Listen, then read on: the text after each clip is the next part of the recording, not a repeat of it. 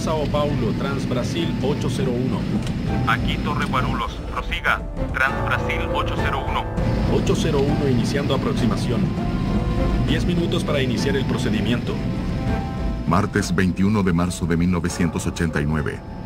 11:50 de la mañana. En menos de 5 minutos, el vuelo de carga de Transbrasil aterrizará en el Aeropuerto Internacional de Sao Paulo, en Guarulhos.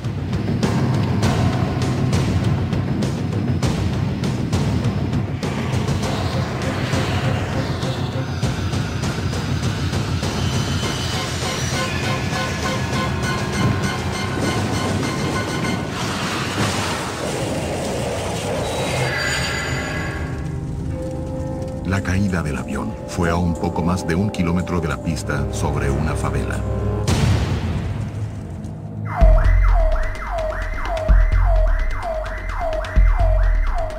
La torre de control de Guarulhos nos contactó por radio y nos dio las características de la aeronave que se había caído. Era un 07 de carga. Al principio nos dijeron que llevaba a 3 personas a bordo. Y de pronto ya estábamos en el lugar. El sargento Jorge Luis Silva, del Cuerpo de Bomberos de Guarulhos, es uno de los primeros del equipo de socorro en llegar al lugar de la tragedia. La escena del accidente era un cuadro catastrófico. Varias casas destruidas, una aeronave en llamas, mucha gente gritando, todos pidiendo ayuda, pidiendo a los vecinos que los ayudaran.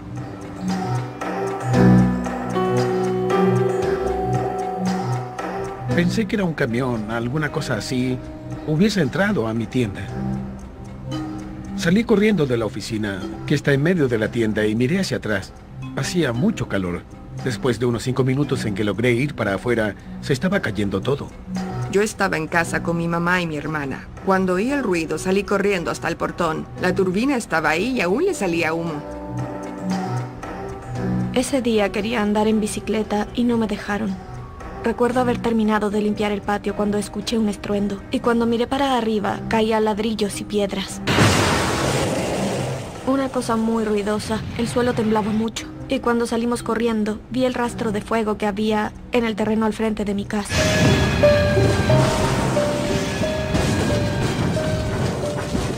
Murieron varios niños que venían de la escuela. Murieron personas que estaban trabajando. Mi hija que venía del teléfono público, junto con mi sobrina. Y mi sobrina estaba embarazada.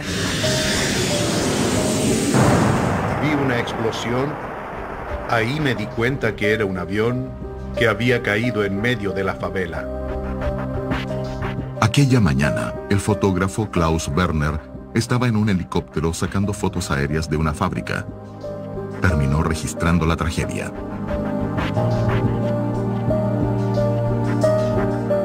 Fue un accidente muy complicado. La aeronave había capotado encima de la favela y destruido todas las casas. Designado para el equipo de investigación, el coronel Douglas Machado estaba en Río de Janeiro y llegó al lugar 2 horas después del accidente. El ala causó un daño menor, pero el fuselaje del avión aplastó literalmente las casas. El trabajo del cuerpo de bomberos fue muy importante, en el sentido de que tenían dificultades relacionadas con el avión accidentado. No tenían el conocimiento de su funcionamiento, pero de cierta forma contribuyeron para ayudarnos a conservar datos importantes.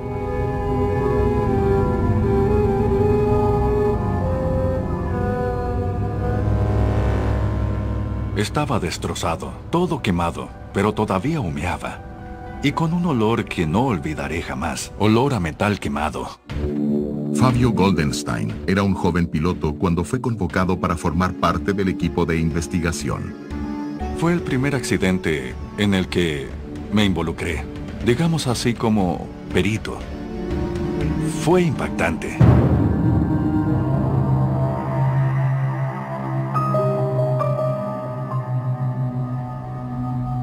Una gran cantidad de restos de avión, una favela, casas destruidas.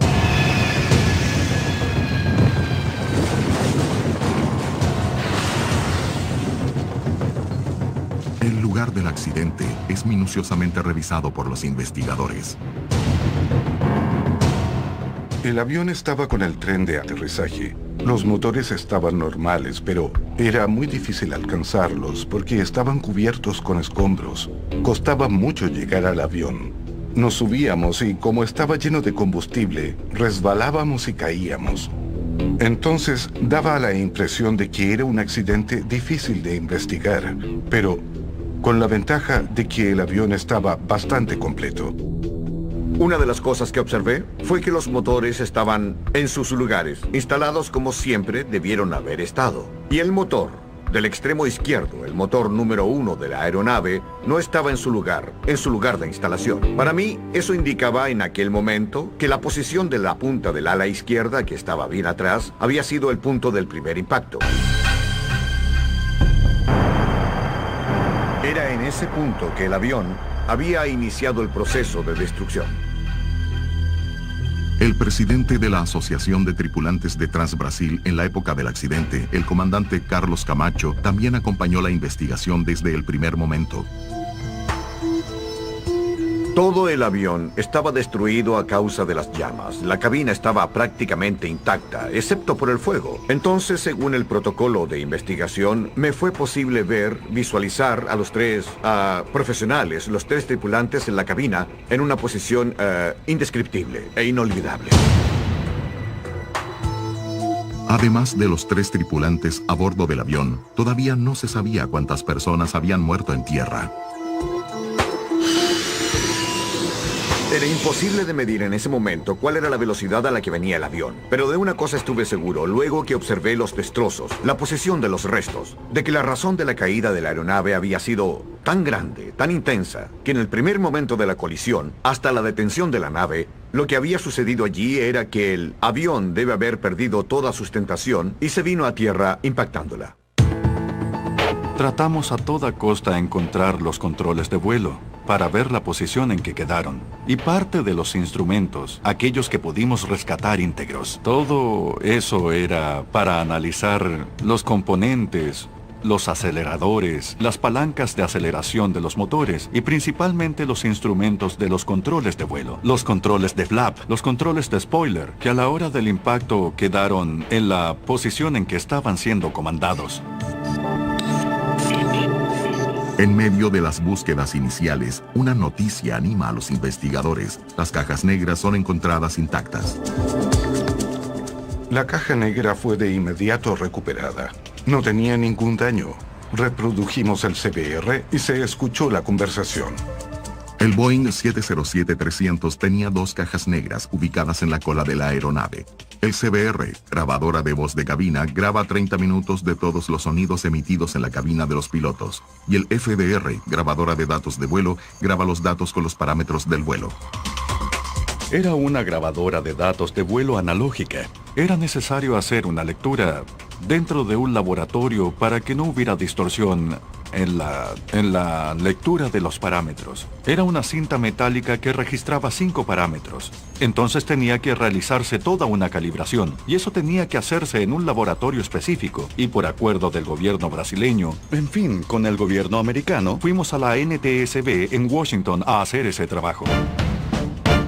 La NTSB es una agencia del gobierno americano que regula la seguridad en los transportes.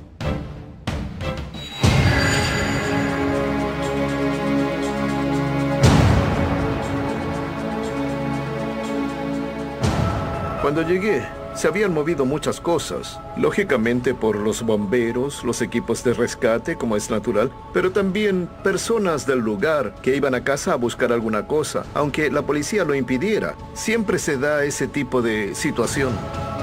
El coronel Ronaldo Jenkins llegó a Guarulhos al día siguiente del accidente. Fue designado para comandar las investigaciones. Lo que se recoge en el sitio del suceso, después hay que verificarlo exhaustivamente con los datos que entregue la grabadora de vuelo para comprobar efectivamente si existe una coherencia entre lo que estás observando en los datos y la situación que observaste en la cabina de mando.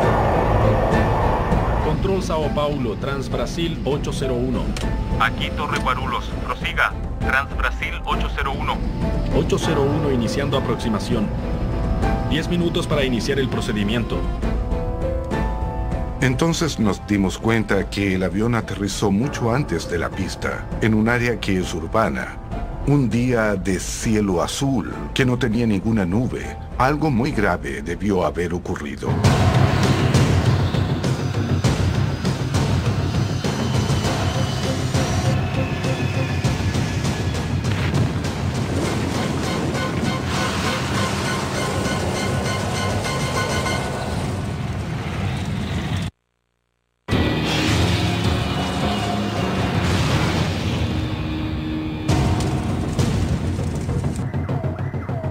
Un avión de carga de Transbrasil cae sobre una favela minutos antes de aterrizar en el Aeropuerto Internacional de Sao Paulo.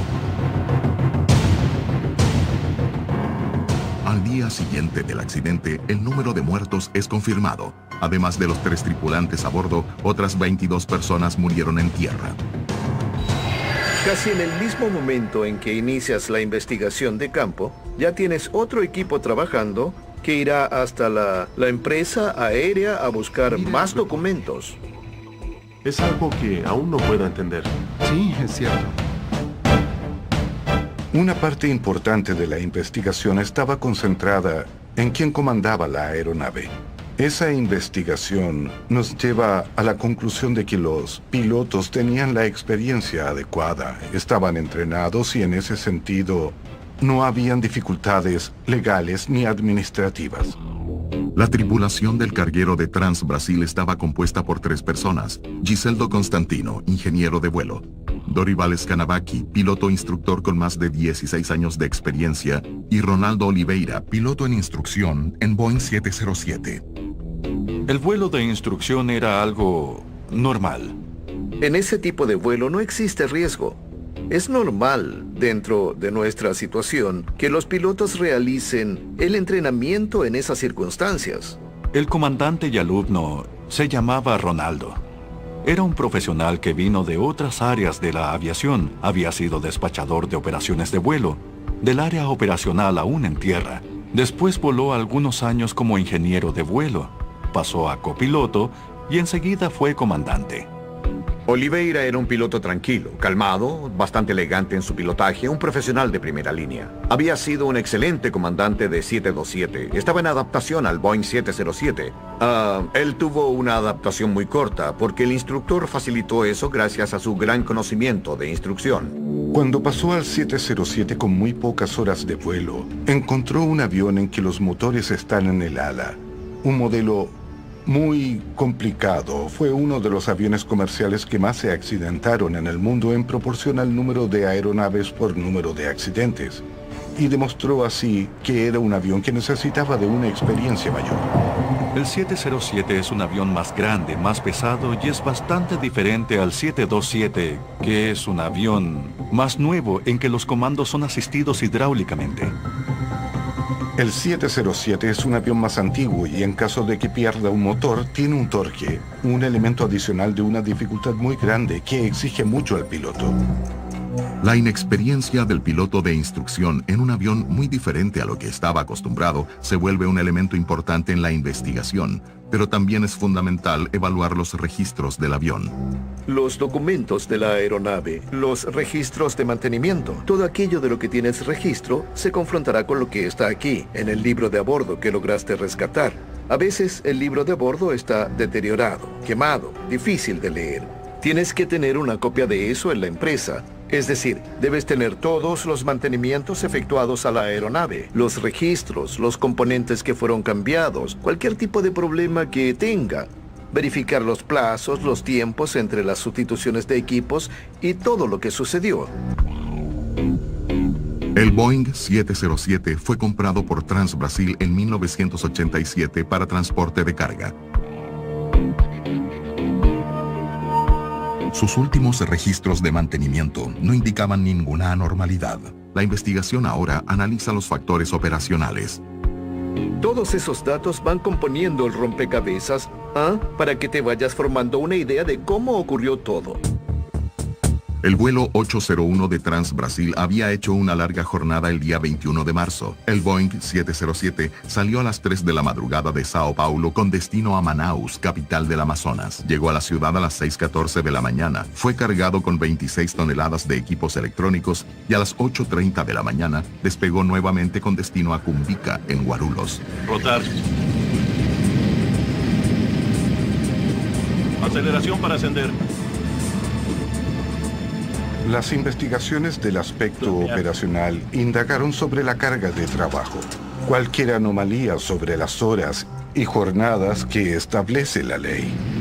El representante de los pilotos de Trans Brasil tiene una opinión diferente sobre la jornada de trabajo de la tripulación a bordo del avión de carga.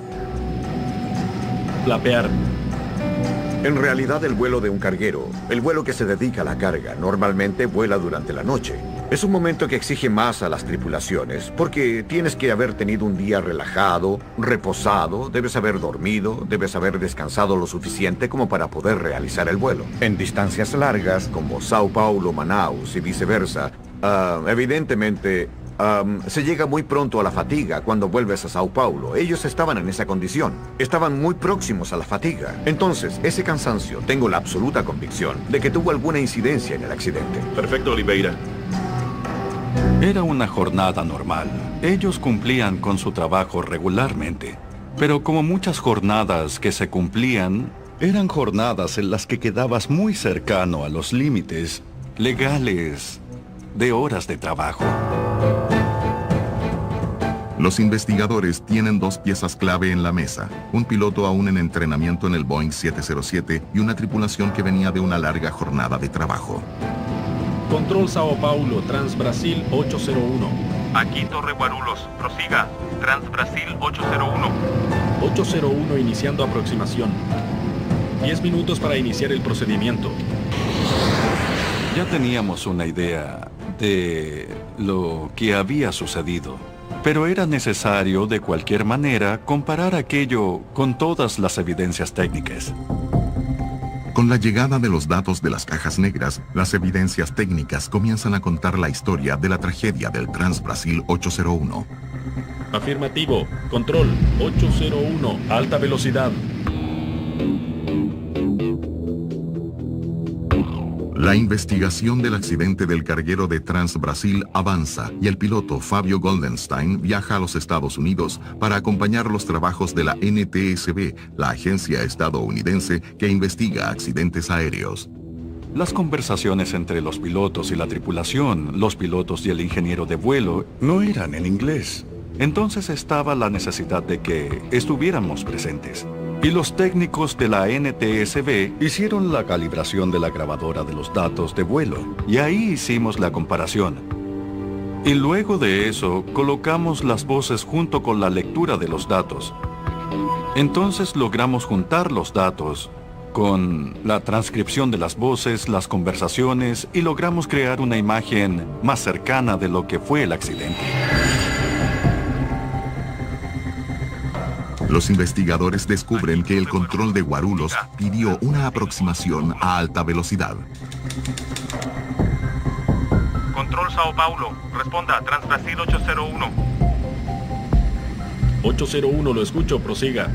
¿Puede usar alta velocidad por el cierre al mediodía de la pista 09, Romeo? Confirma. Afirmativo. Control 801, alta velocidad.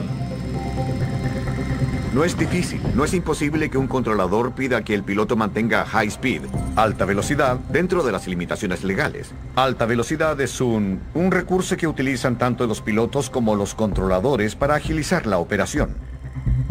En aquel momento, la torre estableció: al mediodía se cerraba el aeropuerto. El piloto debía aterrizar a las 11:59. Si lo hacía a las 12 del día, ya no podría hacerlo. Esa es una cosa que es importante que quede clara. Los pilotos estaban con prisa para llegar. Ya estaban trabajando desde las 3 de la mañana. Y que de pronto cerraran el aeropuerto implicaría que ellos tendrían que haber ido a otro aeropuerto, en ese caso Campinas o posiblemente Río de Janeiro, y no podrían volver a casa ese día. Ese procedimiento de alta velocidad es igual a cualquier otro, solo que el piloto debe saber que a alta velocidad la razón de descenso es mayor. Tiene que anticiparse en varios procedimientos y no debe hacerlo un piloto con poca experiencia. La velocidad de aproximación para el aterrizaje fue extremadamente alta. Iba a más de 200 kilómetros por hora de lo que debía ir. Control Sao Paulo, Transbrasil 801. Aquí Torre Guarulhos, prosiga. Transbrasil 801. 801, iniciando la aproximación. 10 minutos para el inicio del procedimiento. Afirmativo 801.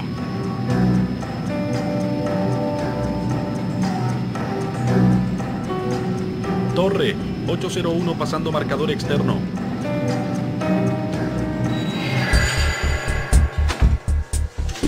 Los investigadores del caso Transbrasil 801 ya saben que hubo una aproximación para aterrizar a alta velocidad hecha por una tripulación cansada, con un piloto sin experiencia en aquel modelo de avión y aún en entrenamiento. Además, el registro de las cajas negras revela otra falla grave de la tripulación. El checklist o lista de control no se verificó de acuerdo con las normas.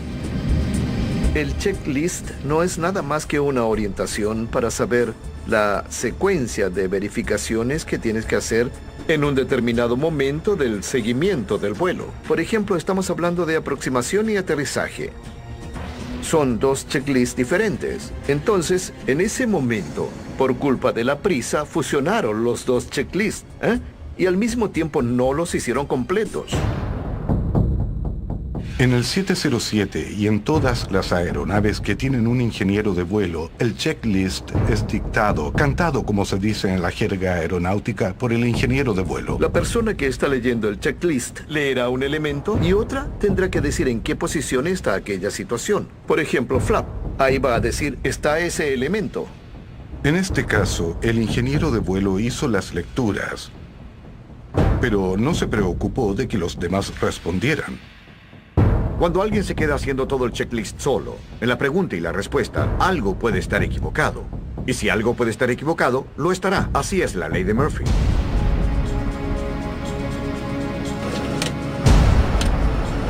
Por eso es que se habla de que hubo una descoordinación en los procedimientos de la cabina, porque no fueron los ideales, y lógicamente la comprobación del checklist salió perjudicada.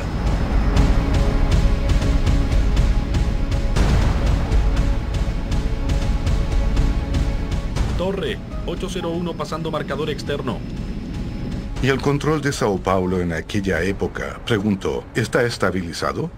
La única cosa que tenía como estabilidad era estar alineado con la pista. Estaba fuera de velocidad, fuera de configuración. Entonces estaba con 5 o 6 elementos cerrados que llevaban una condición de inseguridad.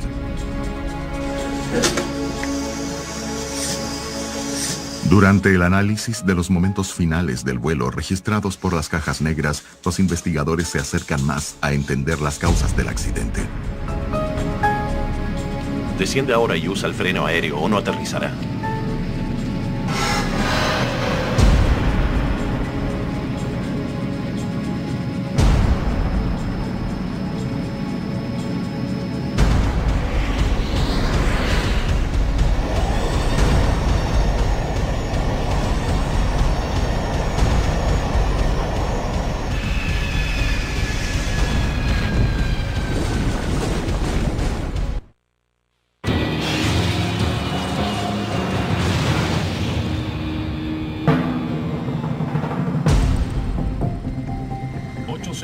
Iniciando la aproximación.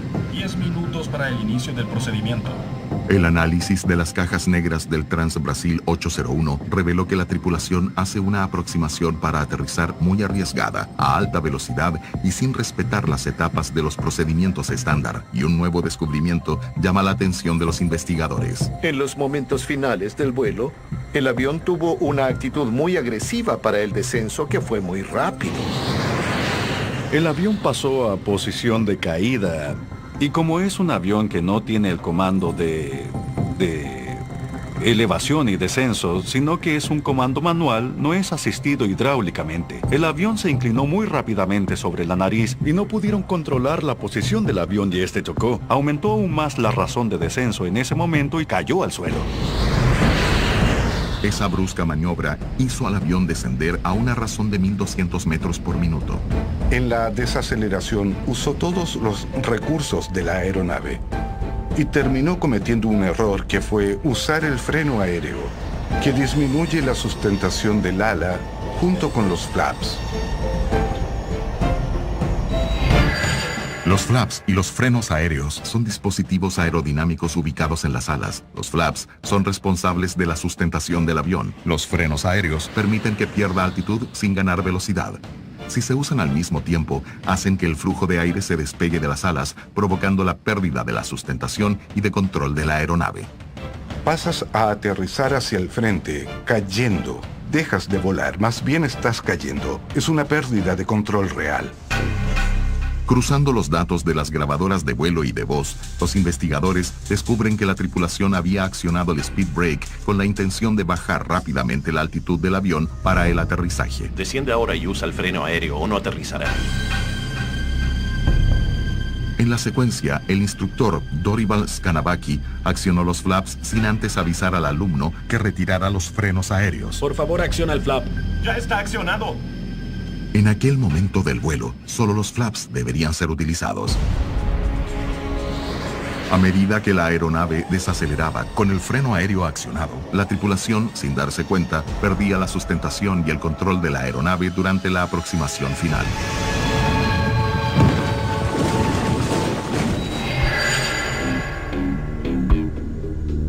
El próximo paso de la investigación es reproducir las condiciones aerodinámicas que derribaron el avión. Los datos del accidente, del registro, los colocamos en un simulador de vuelo 707 de Transbrasil en Congonhas. Muy bien. Frenos aéreos. Aquella máquina no respondía adecuadamente a las reacciones del avión. Si con los frenos aéreos no desaceleraba con la misma velocidad, varias reacciones aerodinámicas tampoco ocurrían. Creo que tendremos que hacer un vuelo de verdad. Sin poder contar con los resultados de los simuladores, los investigadores deciden realizar pruebas reales.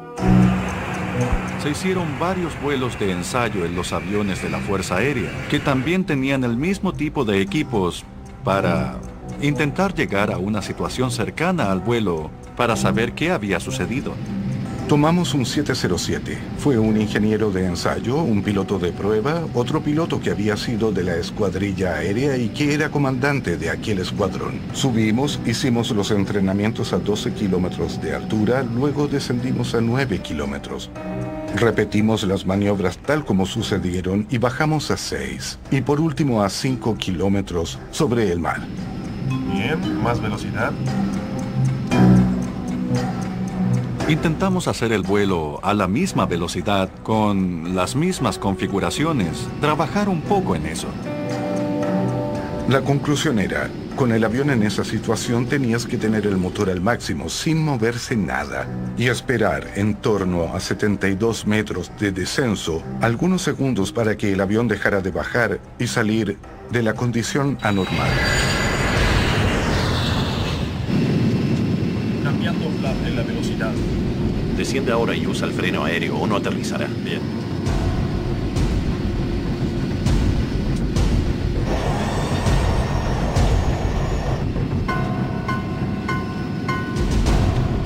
Mantén la nariz, si no va a haber fuego. Por favor, acciona el flap. ¡Ya está accionado! ¿Es para usar el freno aéreo? ¡Sí, caramba!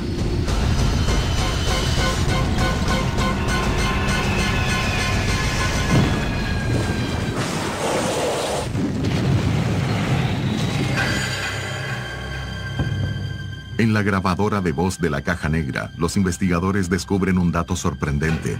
El comandante instructor Dorival Skanabaki asume el mando de la nave momentos antes de aterrizar, no cumpliendo los protocolos operacionales de seguridad. Desciende ahora y usa el freno aéreo o no aterrizará.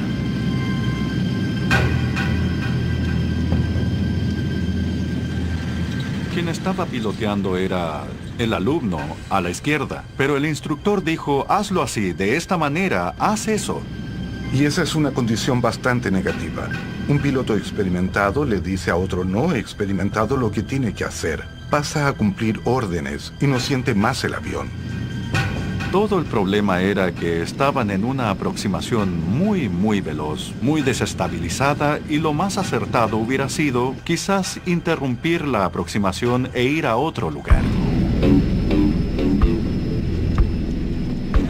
Sobrepasó la velocidad de raciocinio y de práctica del otro. El piloto omitió información, no tuvo asertividad para cuestionar algunos puntos, ni experiencia para hacerlo porque era un avión muy nuevo para él. Hay que analizar. Los investigadores especulan si la descoordinación en la cabina llevó a la tripulación a no notar la luz del freno aéreo accionado.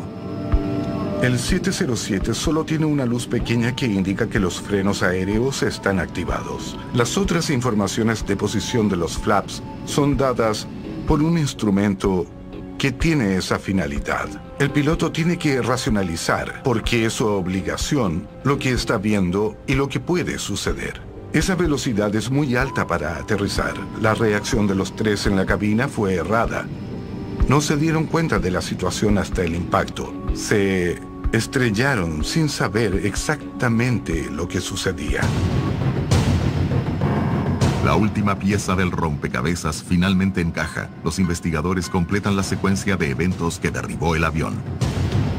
Mantén la nariz, si no va a haber fuego. Por favor, acciona el flap. ¡Ya está accionado! ¿Es para usar el freno aéreo? ¡Sí, caramba!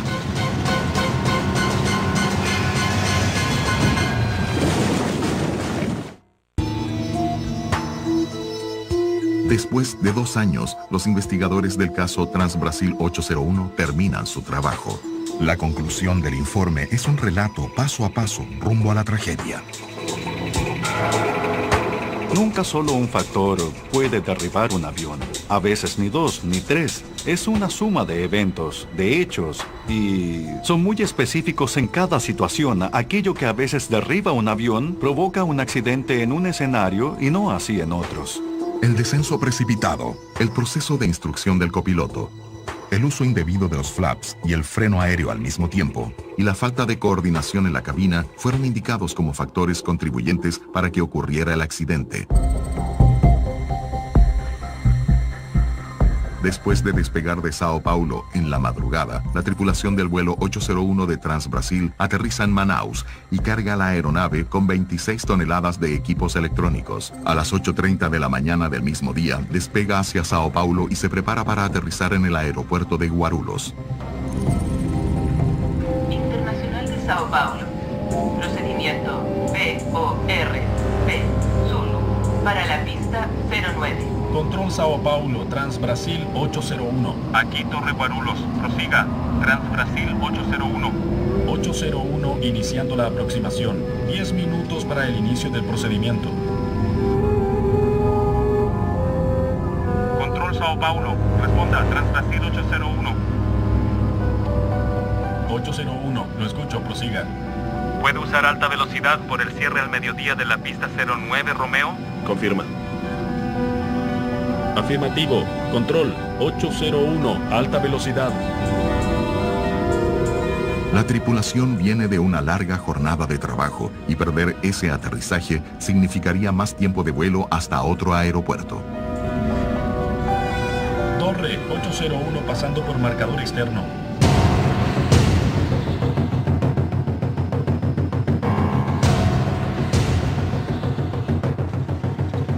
Activando el flap de velocidad. Desciende ahora y usa el freno aéreo o no aterrizará.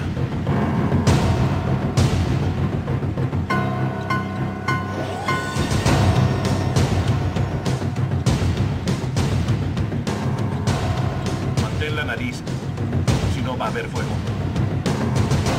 Por favor, acciona el flap. ¡Ya está accionado! ¿Es para usar el freno aéreo? ¡Sí, caramba!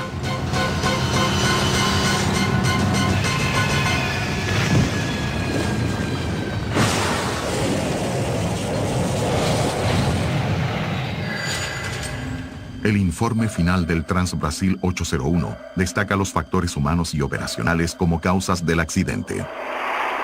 El factor material no contribuyó. ¿Por qué? No hubo ninguna falla. El avión estaba funcionando normalmente. Es decir, el problema no fue material. El problema fue operacional. Fue la utilización indebida de los equipos.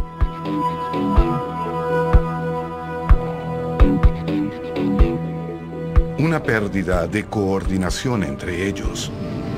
Cambiando flap en la velocidad. Descienda ahora y usa el freno aéreo o no aterrizará.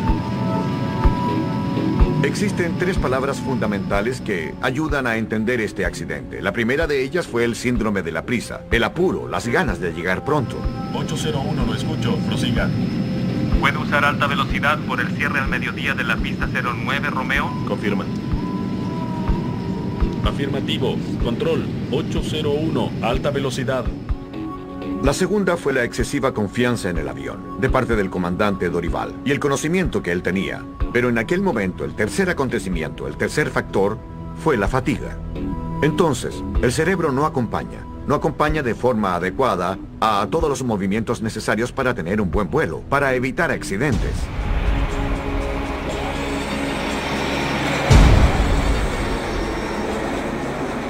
Un error operacional compuesto por varias acciones en cadena en los minutos finales del vuelo provocó la caída del Boeing.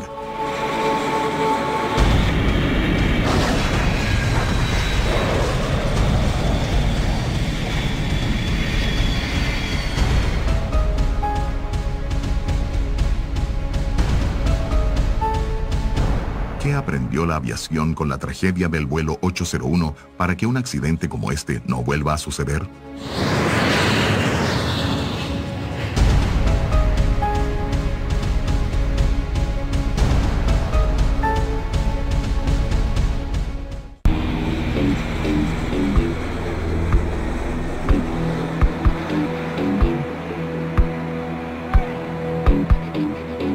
Dos décadas después del accidente del vuelo 801 de Transbrasil, ¿qué cambió para que tragedias como esa no vuelvan a suceder? Lo que aprendimos con este accidente es un refuerzo de lo que ya sabíamos en algunos casos. Es decir, no se debe acelerar un procedimiento. El procedimiento, nuestros procedimientos aeronáuticos necesitan ese ordenamiento normal. Y en este caso sucedió eso. Cortaron el procedimiento. No ejecutaron los chequeos en la secuencia que debían hacerlo. Una de las principales enseñanzas de ese accidente fue la forma de entrenar a los tripulantes y las consideraciones sobre la capacidad de cada uno y también de la administración de los recursos de la cabina como un todo. Ahí habían 3 hombres y ninguno fue capaz de identificar una situación de riesgo muy grande, cuando los 3 tenían las condiciones de resolverla.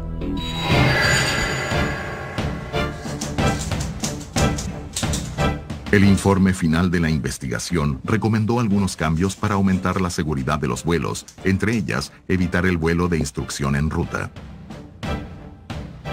En realidad querían evitar ciertos tipos de instrucción. El vuelo de instrucción en ruta existe hoy. Lo que pasa es que los simuladores son tan avanzados que puedes subir a un tripulante, entrenarlo en el simulador hasta que haga todas las maniobras con una precisión mínima de un 70%. Sale del simulador y puede tomar un avión, despegar y aterrizar sin que nadie lo entrene. Así y todo, siempre tienes un compañero, un monitor, en una coordinación tan grande que prácticamente elimina toda posibilidad de error. Ese monitoreo marca la diferencia con todo lo anterior. Pero para los lugareños afectados por la tragedia, pocas cosas cambiaron a lo largo de los años. Perdí a muchos amigos. Murieron 18 y los conocía a todos.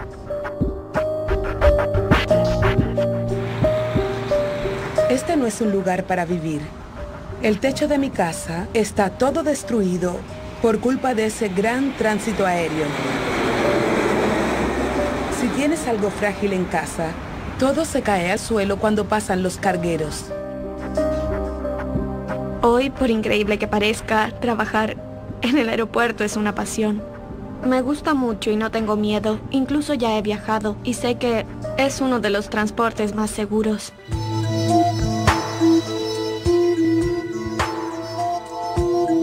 20 años después del accidente del vuelo 801 de Transbrasil, la seguridad en los aviones aumentó bastante, en parte gracias a la evolución de las tecnologías digitales que aumentaron el nivel de información y precisión.